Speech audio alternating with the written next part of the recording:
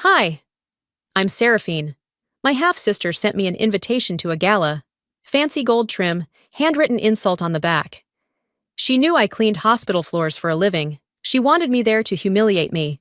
What she didn't know? I came with a flash drive. And when I hit play, the room didn't just go quiet. It cracked. They laughed at me like I was entertainment. But they didn't know the cameras were rolling, and the will they buried had my name written in bold. Why was I erased from every photo, every story, every checkbook, until that night? Why did it take 20 years for my father's voice to be heard again, through me? Endings don't always arrive in anger. Sometimes they arrive sealed in envelopes and read aloud under a spotlight. Want to know what they heard when the whole room went silent? The sun had dipped just below the roofline by the time I made it home. I could still hear the sharp buzz of fluorescent lights flickering in the hallway outside my apartment. Cheaper bulbs that clicked when they got tired. After 10 hours cleaning ER floors, the rhythm of that flicker almost felt like a lullaby. Then I saw the envelope. It was wedged into the top crack of my doorframe, peeking out like a tongue-in-cheek smile. Ivory cardstock, gold trim, no return address. But I didn't need one. Only one family ever wrapped cruelty in elegance like that. I pulled it down slowly, walked inside, tossed my keys onto the chipped counter. The kitchen smelled faintly of floor wax and day-old coffee.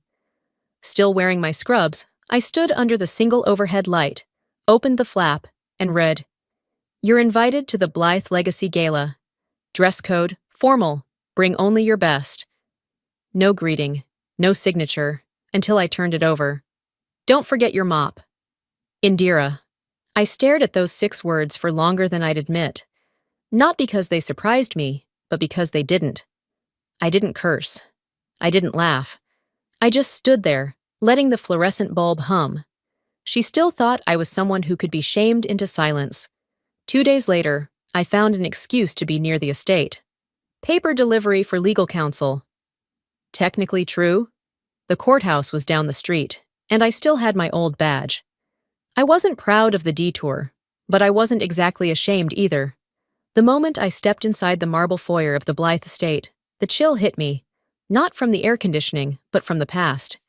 Everything looked the same: polished columns, marble tiles, a chandelier so big it once scared me into silence as a child. But it was the painting that caught me this time.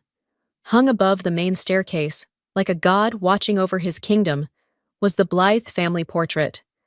I hadn't seen that canvas in 15 years. I didn't need to. I remembered it like a scar. Everyone stood posed. Henry, stiff in his charcoal suit. Indira, as always, front and center, her dress engineered for attention. Zinnia, just behind her, forever the accessory. And off to the side, a little girl in a blue dress, my shoulder, my arm, half of my head. That's all they left in. They had taken the time, the effort, to paint me out of a moment I had actually lived. "She still fits the frame, doesn't she?" A voice came from behind me, sugary and sharp. "Some things never belong, no matter how well you clean them." Indira. She sipped from her glass like this was just another Tuesday. Her lipstick hadn't moved, but her eyes scanned me like a stain she hadn't scrubbed out. I didn't respond. It wasn't the insult that hurt. It was the assumption that I wouldn't say anything, that I didn't even deserve a reaction. I turned back toward the exit. No drama, no scene, just one last glance at the painting. Somehow, it looked more honest now, with the missing face. She thought she could erase me. They all did. But erasing isn't forgetting, and silence doesn't mean surrender. They think silence means I've forgotten. They're wrong. By the time I left the estate that afternoon, the coastal air had cooled just enough to sting.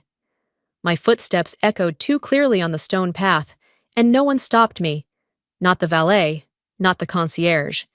It was like I had slipped back into the role they assigned me long ago. Present, but not counted. 2 days later, I returned, but under different circumstances. I wasn't in scrubs this time. Just plain slacks, a blouse, clipboard in hand.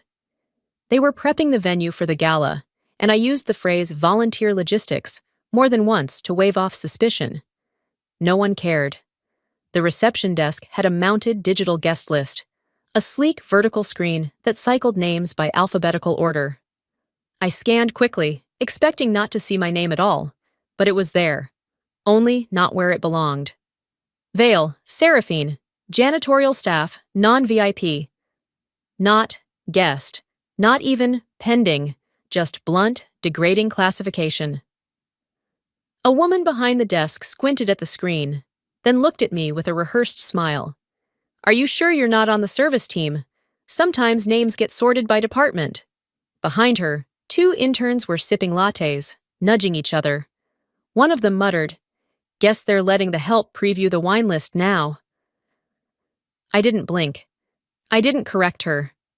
I smiled politely, calm, detached, and stepped aside like I was late for something that actually mattered. But inside, something curled tighter. It wasn't rage. It wasn't even hurt. It was colder than that, like the moment a burn stops stinging and goes numb. I wandered deeper into the venue, clipboard still in hand, until I found a side door with a taped sign, AV Team Only. I entered without knocking. Inside, a few techs were setting up monitors, testing projectors. A man in cargo pants and headphones glanced up but didn't challenge me. I kept walking until I stood at the edge of a large screen. The opening promo was rolling, something they'd probably show at the start of the gala. Footage flashed by in stylized black and white. Henry shaking hands with congressmen, Indira posing beside donation plaques, kids in uniforms at a scholarship event. The music was cinematic. Then came the old family reels. There was the estate in summer, the dining room at Thanksgiving, Henry holding Indira as a toddler, her head on his shoulder. But no trace of my mother, no footage of me, not even the back of my head. It was like the entire history had been cleaned of us, scrubbed, bleached, sealed. I stayed in the shadows, watched every second, let it burn its way through me. The technician beside me chuckled, not realizing I was close enough to hear. "Someone must have done a real clean job scrubbing the past." The other guy laughed. "Indira doesn't leave fingerprints." I didn't move, didn't correct them, because I needed that reminder. They didn't erase me to protect a story. They erased me to own the story, and they were counting on me not to speak. But I didn't need to shout, let them think I'm invisible. That only makes it easier to slip through the cracks. I didn't go straight home after slipping out of the AV room. I walked the long way, past rows of blooming hedges that lined the estate's west side. It was quiet there. No voices, no rehearsed laughter, no one to see the tears I didn't let fall. By the time I reached my apartment, the light outside had already begun to dim. I kicked off my shoes at the door and let the silence wrap around me. There was nothing in my fridge except a half-empty bottle of tonic and a couple of old apples. I ignored both. Instead, I knelt beside my bed. There was a box I hadn't opened in years. It lived under the frame, tucked behind extra linens and a forgotten suitcase. I pulled it out slowly, dust drifting up, as I set it on the floor. My hands didn't shake, but my heart had started its quiet thumping again, the kind you don't feel until it's louder than your thoughts. I opened the lid. Inside, wrapped in faded tissue and clear plastic, lay the dress. Black satin with silver beading along the collar. Still elegant, though softened by time. It was the same dress my mother wore to her first and last gala, the one Henry had invited her to as if she mattered. She'd worn it with quiet dignity and steel in her eyes. I was barely 7, but I remembered how she walked that night, like she knew the walls would close in, and she was going to memorize every moment before they did. After she died, the dress disappeared, sold off in a charity lot under the family's name. I found it 10 years later. It had been listed as vintage formal wear unknown origin, but I knew every stitch of that neckline. I bought it back. Not because I thought I'd ever wear it, but because I refused to let them have the last word. Now, sitting cross-legged on the carpet, I unfolded the dress and ran my fingers along the lining. I took out a small sewing kit and a piece of silk. It was time to make room for truth. I stitched a small inner pocket, just wide enough to hold a folded document. My mother's letter would go there. So would the printout of Indira's note. The kind of things that get lost when stories are retold by those with power. The thread pulled tight. I knotted the final seam, then stood up and laid the dress over my arm like I was heading somewhere sacred. But memories don't let you go without one last detour. I sat on the edge of the bed and stared at the closed window. My mind went back, years back, to Henry's funeral. I had arrived early, wearing a plain black coat and simple heels. The church was stone cold inside, the kind that echoed every movement. I had asked the coordinator about my name on the speaking list. She paused. "You must be mistaken," she'd said gently. "Only family is allowed remarks." Later, when Indira stood behind the podium, she spoke about legacy, about honor, about sacrifice. She didn't mention me. She didn't mention my mother. I remember the man in the pew behind me, leaning forward and whispering to someone, "Why is she even here? She's not one of them." That stuck with me longer than the eulogy. Grief has its own hierarchy. They made sure I stayed on the ground floor. But not this time. This time, I'll wear what they threw away, and let them see who they lost. I stepped back into the bathroom and held the dress against myself in the mirror. It still fit. Not because I hadn't changed, but because they never grew. Rain started just after I got home. Not the kind that comes with thunder and show, but the soft, persistent kind that soaks everything before you realize it's there. I watched it streak the window for a moment before kicking off my shoes and letting my bag slide off my shoulder onto the floor. The laptop screen still glowed from the kitchen counter. I hadn't bothered to close it earlier. I moved toward it absently, like muscle memory, meaning to shut it down for the night. That's when I saw it. A new email. From Blythe PR. Subject line, "Final notes, private draft." It was meant for Indira. I could tell by the salutation, but it came to me instead. I clicked. Attached was a PDF titled, "How to Keep the Bastard Quiet." I didn't even blink. My body didn't flinch. But I felt it. Like acid, slowly eating from the inside. There was a strategy laid out. How to seat me, frame me, use me. Frame her presence as comic relief. Highlight the contrast in presentation. And then this. Her existence is the stain we've bleached for decades. Let her be the laugh of the night. I saved it. No panic. No scream. I simply moved it into a folder I had quietly labeled Insurance. Then I closed the laptop, and I sat at the table alone, the same chair where my mother used to braid my hair while humming gospel under her breath. The same table where I ate canned soup during shifts when the hospital ran out of staff. The same spot where I once waited for a man who never showed back up. That memory came uninvited. His name wasn't something I said often, even in my own head. I hadn't needed to. Some griefs don't need narration. He was kind. At least in the beginning. He used to call me bright, not pretty. He asked questions instead of offering opinions. For a while, he made me believe there were men who saw beyond bloodlines and family banners. Then, Henry died. And he disappeared. No goodbye, no closure. Just a silent vanishing act that left me questioning whether any of it was real. Tonight, curiosity, or maybe something crueler, pushed me to scroll through the Gala's public sponsor list, one of those glossy PDFs filled with logos and donors and tiers of acknowledgement. And there he was, listed under platinum sponsors, right next to Indira's name. Apparently, he didn't vanish. He just changed alliances. Married her. It wasn't heartbreak, not anymore. That wound had scarred. But seeing it spelled out, his name beneath hers, still pulled something raw from a place I thought had healed. He once told me I made him feel like home. Now he was funding the woman who made a career out of turning me into a footnote. She didn't just steal my name, I whispered aloud, my voice hoarse even to myself. She took everything I gave my heart to and wore it like her own. I didn't cry. I stood, walked to the closet, pulled out the dress I had finished mending the night before, laid it across the bed. Then I sat back down and wrote a single line on the back of the printout from that email.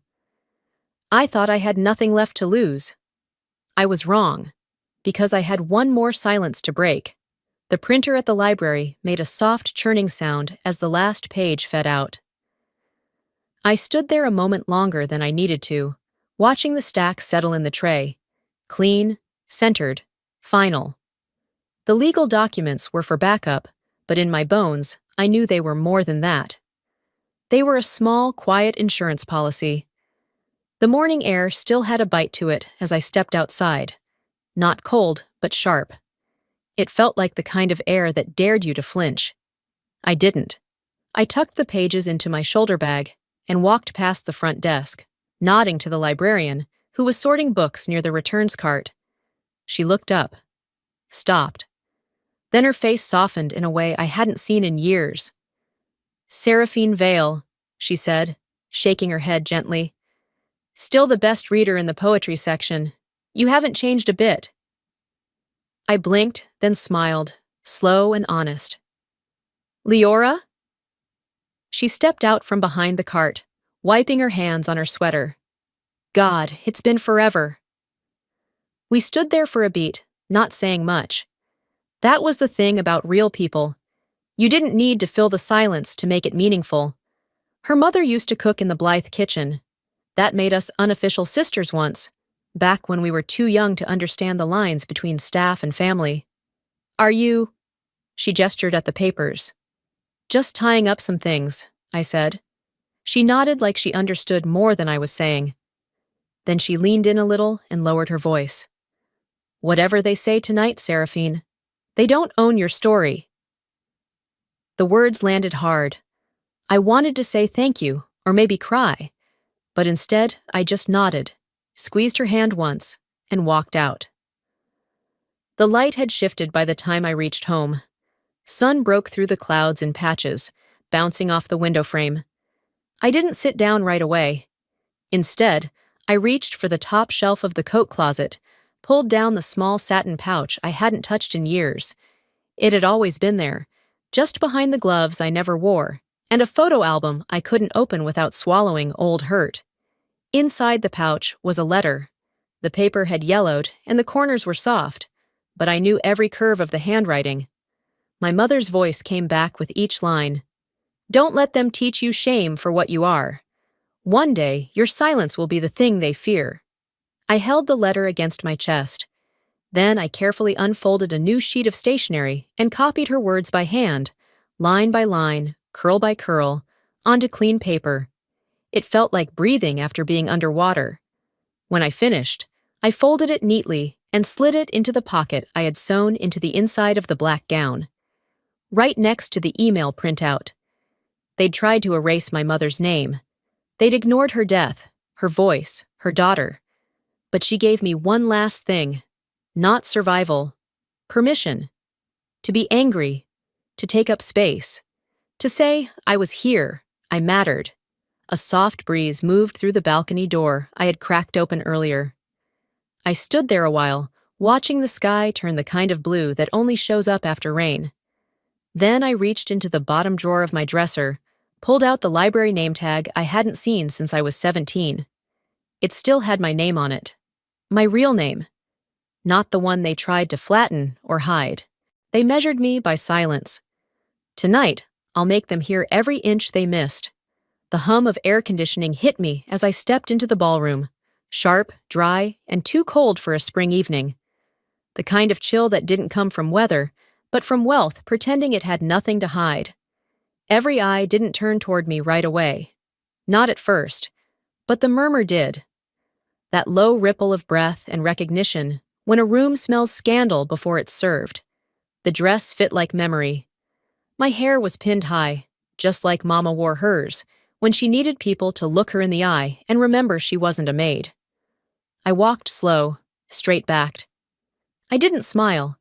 A few guests looked confused, unsure where to place me. Others grinned too wide, waiting for the punchline they assumed would come. Then, Indira stepped to the mic. "Tonight, before we begin the main event, let's have a little fun." She smiled that practiced smile, the one that never touched her eyes. "We call this our Legacy Light moment. A game of sorts. Simple rules. Who can clean up fastest?" The crowd chuckled. A pair of staff members wheeled out a mop, a bucket, gloves, and an apron. Bright white, sparkling like some kind of sick joke. Laughter broke out louder this time. I didn't move. My hands rested at my sides. My heart didn't race. I felt nothing that showed. One of the guests leaned to his wife and said, not quietly enough, "Guess the entertainment's already dressed for it." Indira never looked at me directly. She didn't have to. The MC gave a half-hearted laugh and clapped once. "Any volunteers?" Someone shouted, "Let her do it!" and pointed toward me. The spotlight followed. I didn't step forward. I didn't leave. I stood perfectly still, letting that light settle on me like a dare. Then a crackle came through the speakers. It wasn't planned. It wasn't part of the show. Indira's voice, low and clipped, carried over the system, some hot mic backstage feeding into the wrong channel. 500 says she walks out before dessert. A beat. Then another voice, her friend's. "She's still got the janitor hands. Can't fake that." A wave of silence swept the room. Not respectful silence, but the stunned kind. Like a car crash people pretend not to stare at while watching every second. I turned. Slowly. Faced the camera by the stage, streaming this gala leave to the estate's private donor circle. And I smiled. Because I knew. They thought this was the climax, the part where I'd break. But this was just the overture. "She won't last 5 minutes," Indira's voice added faintly from the speakers. "She never did." Someone in the crowd said under their breath, "Is this still part of the show?" I whispered to myself, just loud enough for my own ears. "They think this is the part I break. It's actually the part I start." The mop stood center stage, absurdly polished. The gloves sat waiting. But I didn't touch any of it. I turned my back to the spotlight, and the room followed me. If they wanted a show, I'd give them one, just not the one they rehearsed.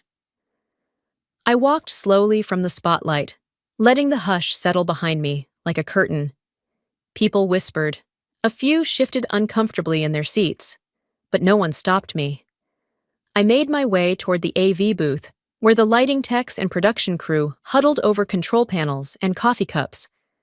I approached one of the younger techs. Nervous, twitchy, but harmless. "Excuse me," I said, keeping my voice low. "I need to use the restroom. Can I pass through the corridor behind the screen?" He nodded, already distracted by a flickering monitor. I stepped behind the velvet curtain that masked the tech area, the click of my heels softened by the carpet. Once I reached the console where they queued up the gala segments, I pulled the USB from my clutch. "Hey," I said, "I was told this was the updated version of the donor reel. Can you cue it up?" He blinked, looked at the drive, then shrugged. "Sure. We're on the charity slideshow now. This'll run next." I nodded, smiled politely, and walked back out into the crowd, calm like a glassy lake right before a stone breaks the surface. The screens at the front of the ballroom faded to black. The slideshow ended. A beat. Then the first frame flickered on. Not the Gala logo, not the donor tribute. It was a hallway camera feed. The audio kicked in. Indira's voice, clipped and careless. "Just make her presence laughable. This is the legacy she deserves." Silence hit like thunder. A few guests chuckled reflexively, confused. A woman in pearls gasped. Someone near the center muttered, "Wait, is this live?" No one answered. The video cut again. Now it was a static screen with a title, Internal Memo, March 12th. Then audio only. Laughter, then more voices. Indira again. "I'm telling you, she'll walk in, feel beneath everything, and crumble. People like her don't survive long in the light." Whispers erupted like sparks across the room. I didn't flinch. I didn't speak. I just let the room boil in its own reaction. Then, from the back of the ballroom, a figure began to move. A man in a dark suit, shoulders broad, posture upright. Older. His steps were measured, but certain. Darius Vale. He had been a guard at the estate for 30 years. Retired quietly after Henry passed. No one ever asked why. He approached the stage without invitation, walked to the podium with something in hand, a folder worn at the edges. "I was there," he said, voice calm but steady, "when Henry signed the document naming Seraphine his daughter. I witnessed it, and I made a copy." He laid the folder on the podium and opened it. "This is a scan of the affidavit, notarized and dated. Henry said, word for word, 'Don't let them bury her like they buried her mother.' He died 3 weeks later." Indira stood frozen at the edge of the ballroom, her fingers clenched around a champagne flute. She didn't move. Her lips parted slightly, as if she might object, but nothing came out. I stayed where I was, across the room, my hands at my sides, my heart beating slow and deliberate. She had spent years rewriting the story. All I had to do was press play. The screen now displayed my full name. Bold. Clear. The crowd no longer whispered. They watched. And for once, the reflection in her eyes didn't belong to her. This wasn't the finale. It was only intermission. The screen faded to black, and for a breath, the room sat in total stillness. No clink of forks, no murmur of polite disapproval, just that thick pause when every mouth forgets its next move. Then a different voice emerged. Not mine. Not the video technician's. It was Indira's. Only this time, it wasn't edited. It wasn't polished for public relations. It was raw, live, unaware. She was always the mistake. Henry just couldn't pull out fast enough. There was no music, no buffer, no soft fade. Her words landed like glass, dropped in a church aisle. Gasps, audible, immediate. Several heads turned toward her. A woman at table 3 stood and walked out without a word. A man near the dessert buffet stared at his half-raised spoon, then lowered it slowly, like even sugar couldn't coat this. I didn't look at Indira. I watched the guests. They were the ones I needed to see this. Not for me, but for the story they'd bought into for years. Someone whispered, "She said that? In her own voice?" The blinking red light on a phone in the back confirmed what I already hoped. It was being streamed. Not just to the donors in the next room or the foundation's partners, but beyond that, people with influence, with memory, with consequences. Indira stepped forward, her heels clicking against the stage like gunshots. She reached the microphone but didn't speak right away. Instead, her eyes scanned the room, landing briefly on her husband, Zinnia. He didn't stand, didn't defend her. In fact, he left the head table without touching his wine and took a seat in the back, face unreadable. Indira gripped the podium. "That was—" she started, then stopped. Her voice trembled, just enough for those who were looking for a crack. I watched as she turned to a staffer behind the curtain and hissed, "Cut the feed! Shut it down! Now!" But the damage was already done. Someone in the crowd said loudly, "She did this to her own sister? In front of all of us?" The air changed. That polite indifference people wear at galas peeled away, replaced by something closer to outrage, or embarrassment, for not having seen it sooner. And me? I still hadn't moved. My hands remained at my sides. I wasn't trembling. I wasn't smiling either. I didn't need to. I didn't raise my voice, I thought. I just let her lower hers loud enough for the whole world to hear. Indira tried once more to speak, but the buzz of voices swallowed her. No one was listening anymore. Not to her. She stood alone in the spotlight, her power not stripped from her, but exposed as hollow, flimsy, reactionary. And suddenly, all those years of silence didn't feel like silence at all. They felt like patience, purpose, proof. You don't have to shout to make the whole room silent. You just have to stop them pretending. They didn't lower the lights, but the energy dimmed anyway. Guests shifted uneasily in their seats, some whispering to their neighbors, others staring at the screen like it might still betray more secrets. I took that moment, the lull between outrage and understanding, to step toward the tribute table. It was tucked off to the right side of the ballroom, near the glass doors that led out to the lounge.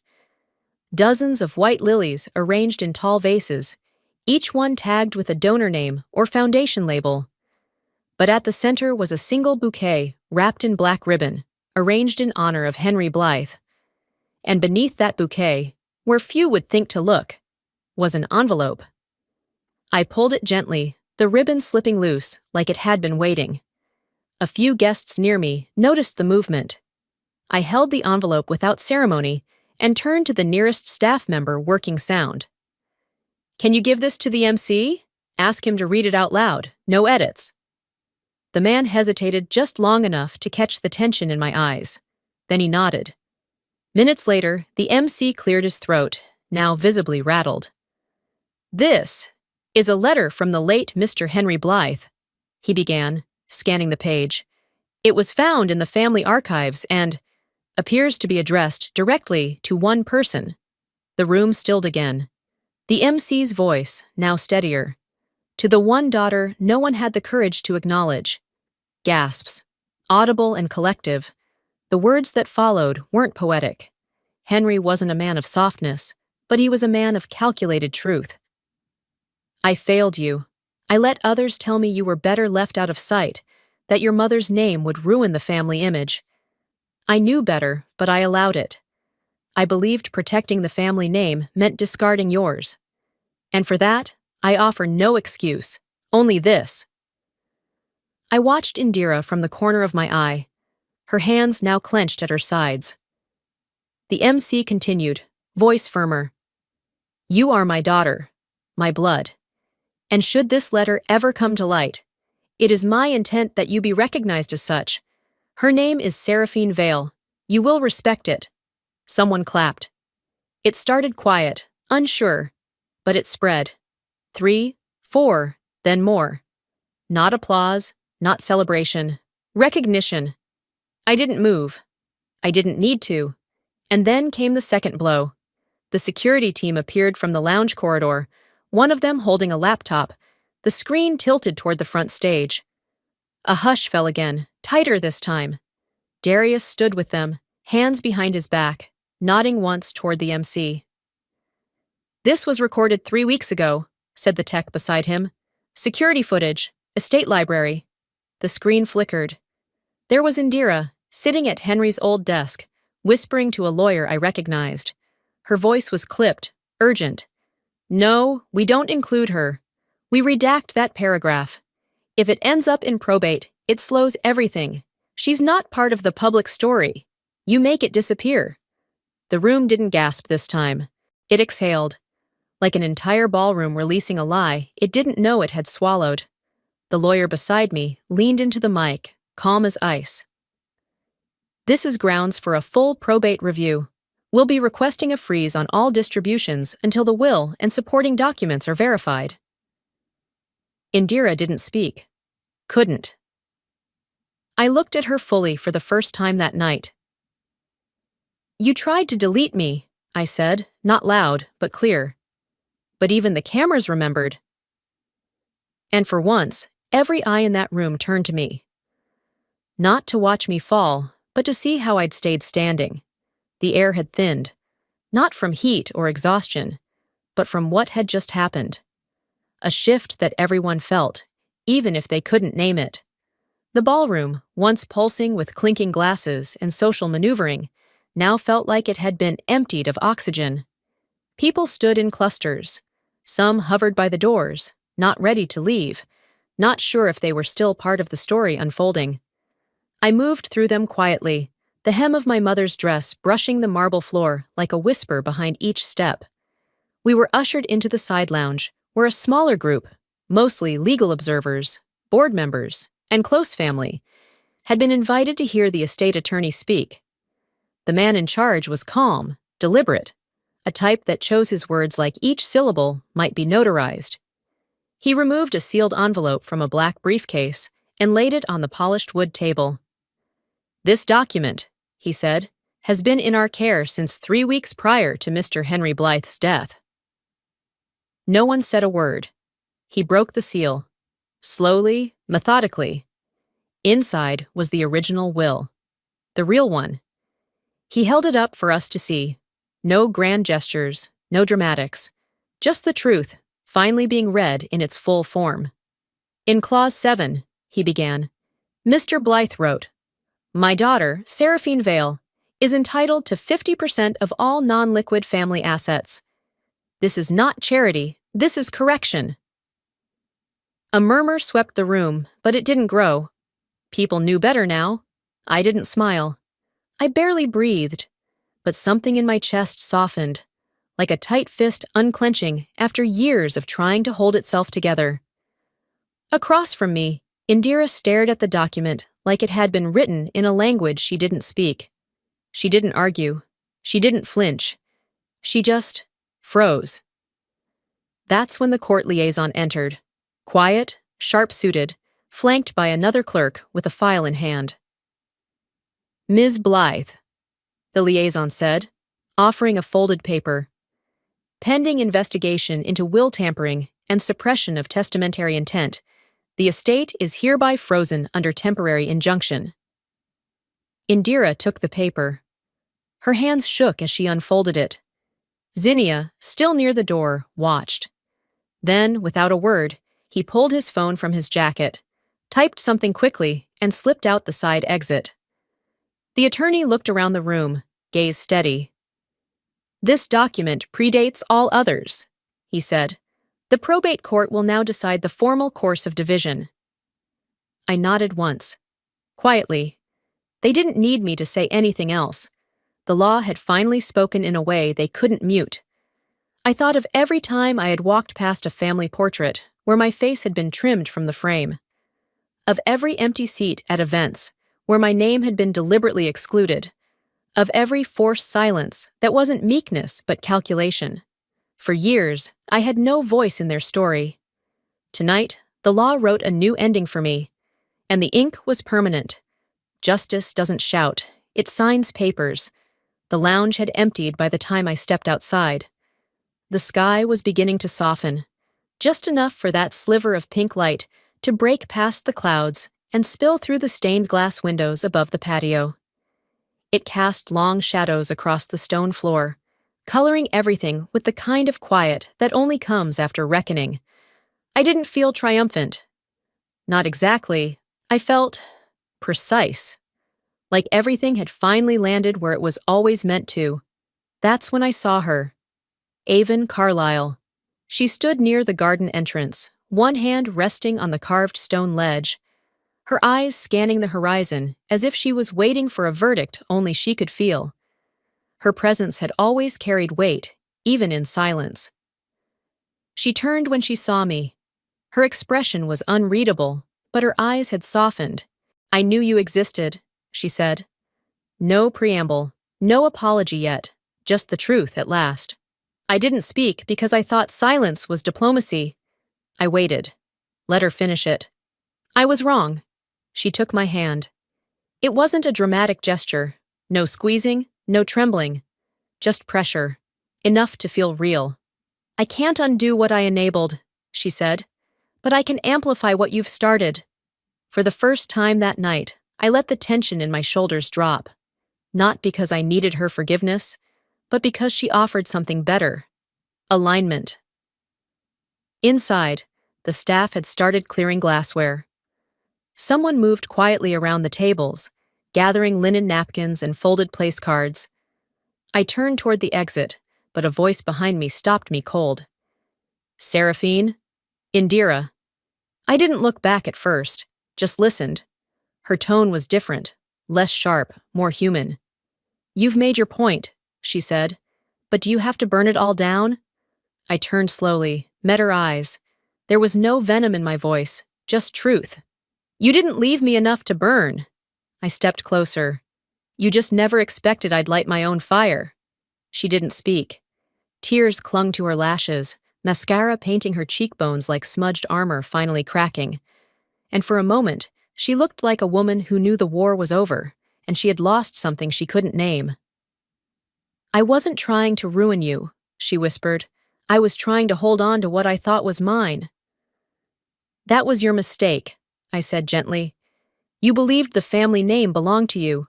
It belonged to all of us, even the ones you tried to forget." She collapsed into the chair behind her, the strength gone from her knees. I stayed standing. There was a time I might have knelt beside her, placed a hand on her shoulder, said something soft to bridge the gap. But not anymore. Regret is real, but so is the damage. And you don't get both justice and denial. The sun caught the edge of a wine glass near the railing, refracting light like stained glass on a church floor. Avon stood again beside me, her hand resting lightly on my back. "What we choose to remain silent about," she murmured. "We are guilty of twice." I nodded, once, then turned and walked toward the exit, the weight of that night no longer on my chest.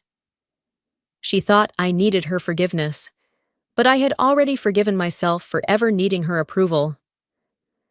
2 days later, the courthouse steps were lined with press. Cameras flashed even when nothing moved. Microphones pointed toward empty air, waiting for someone to give them something new to chew on. I stood off to the side, beneath an old elm tree that had probably been here longer than most of the buildings around it. The leaves above rustled just enough to remind me I wasn't inside anymore. Not in their rooms, not under their ceilings. Indira exited the building first. Her hair was pulled back, tighter than usual. Her face wore something close to stillness, but not quite peace. Her daughter walked beside her, clutching a small purse and wearing the kind of shoes little girls hate, but mothers insist on for court appearances. And then, just before they reached the steps, the girl tugged at Indira's arm and asked, not with malice, not with drama, just curiosity, "Why wasn't Auntie ever in the family pictures?" Time stopped. Indira froze. Every reporter within 10 feet heard it. So did I. The microphones tilted in her direction. But she said nothing. I didn't expect her to. I walked slowly past them, staying clear of the crowd. The girl noticed me, her eyes wide but not afraid. Children don't carry history in their gaze, just questions. I nodded at her and smiled. Not too much. Just enough to let her know I heard her. Later that afternoon, I stood behind a folding table at a modest press event near the park. No stage, no velvet ropes, just folding chairs, a few curious onlookers, and a podium that looked borrowed from a high school debate team. "I know there's been speculation about lawsuits, about money, about revenge," I said. "Let me be clear. This was never about destroying the family. It was about rebuilding what they tried to leave buried." A hand went up. A reporter in a tan jacket, notebook in one hand, phone in the other. "Do you feel you've won?" I thought about it, took a breath. "No," I said. "I don't feel like I won. I feel like I remembered who I am loud enough that no one can forget again." Another reporter leaned forward. "Will you ever speak with your sister again?" I paused, looked up at the open sky, then said, "Some questions don't need answers right away. Some need time to grow roots." And that was enough. I left the press to their deadlines and walked home. Alone, but not lonely. When I got in, I opened the mail. One envelope stood out, plain white, with no return address. I opened it slowly. Inside was a single page. "Dear Ms. Vale, we are pleased to inform you that your proposal for the Community Justice and Restoration Project has been approved. Funding will begin July 1st. I stared at the letter for a long time. Not because I didn't believe it, but because it reminded me that justice doesn't end with a courtroom. Sometimes it begins with what you build after. I folded the paper, placed it beside the library tag from my teenage years, and slid them both into the drawer, where I kept things I never wanted to forget again. There would be no family photo to commemorate the moment, no dramatic reunion, no cinematic ending with violins. Just me, still standing, and a silence that finally belonged to me. My story didn't end when they tried to erase it. It began when I stopped waiting for them to write me in.